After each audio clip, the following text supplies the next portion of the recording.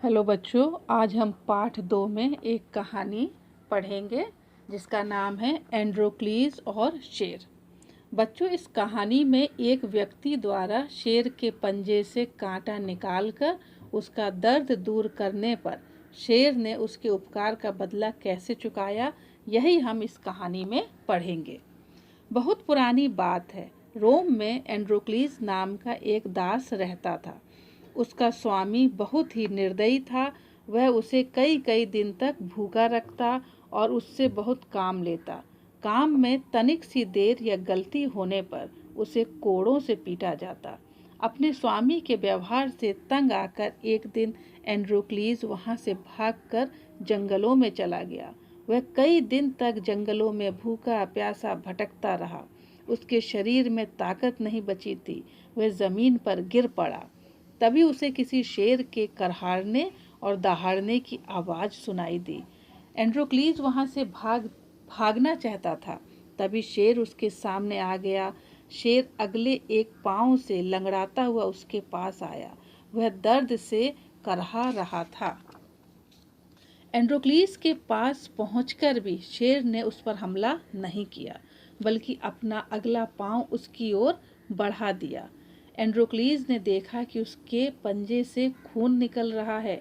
उसके पंजे में एक लंबा कांटा गड़ा हुआ था। शेर की पीड़ा का कारण यही था। एंड्रोक्लीस ने कांटा खींचकर बाहर निकाल दिया। इससे शेर को काफी आराम मिला। शेर ने कृतज्ञता से एंड्रोक्लीस का हाथ चाटा। तभी से एंड्रोक्लीस और शेर दोनों एक साथ रहने लगे। एक दिन सम्राट के कुछ सैनिक जंगल से गुजर रहे थे। जंगल में एंड्रोक्लीस को देखकर उन्हें उस पर शक हुआ। वे उससे पूछताछ करने लगे। कोई संतोषजनक उत्तर न मिलने पर वे उसे लेकर उसी नगर में आ गए जहां से वह भागा था। एंड्रोक्लीस के स्वामी ने उसे पहचान लिया। उसकी शिकायत पर एंड्रोक्लीस को मौत की सजा सुनाई गई। उन दिनों भागे हुए दासों को यही सजा दी जाती थी। उन्हें एक बड़े अखाड़े में भूखे शेर के सामने डाल दिया जाता था। यह दृश्य देखने के लिए राजा और प्रजा दोनों आते थे। निश्चित दिन पर एंड्रोक्लीस को भी अखाड़े में लाया गया। राजा का संकेत पाते ही पिंजरे का दरवाजा खोल दिया गया।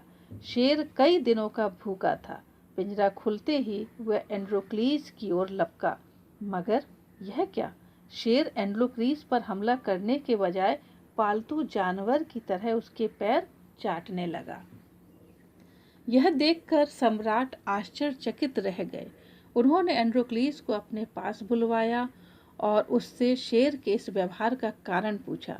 एंड्रोक्लीस ने जंगल में बीती घटना सम्राट को सुना दी। एंड्रोक्लीस की बात सुनकर सम्राट ने उसे क्षमा कर दिया। उन्होंने उसे उसके स्वामी की दासता से भी मुक्त कर दिया। सम्राट ने शेर को भी जंगल में छुड़वा दिया ताकि वह भी स्वतंत्र जीवन जी सके। बच्चों, ये है आज की कहानी। बच्चों, आपने इस कहानी में सीखा कि हमें सेवकों के साथ अच्छा व्यवहार करना चाहिए, उनके खाने पीने का ध्यान रखना चाहिए, सभी जीव जंतुओं पर दया करनी चाहिए और दयालु बनना चाहिए, क्षमा करना चाहिए, क्योंकि बच्चों दयालु व्यक्ति में ही ईश्वर का निवास होता है। आपने देखा इसमें कुछ कठिन शब्द आए थे। दास, दास होता है बच्चों गुलाम, निर्दयी जिसमें दया ना हो, व्यवहार यानी बर्ताव, पीड़ा दर्द, कृतज्ञता आभार या धन्यवाद। बच्चों, इसमें एक जो शब्द आया है दास या गुलाम, ये दास या गुलाम क्या होते हैं इसके बारे में थोड़ा सा हम देखेंगे। पुराने समय में यूरोप, एशिया, अमेरिका, अफ्रीका में दास प्रथा प्रचलित थी। कुछ अमीर और शक्तिशाली व्यक्ति कमजोरों या युद्ध बंदियों को अपना दास बना लेते थे।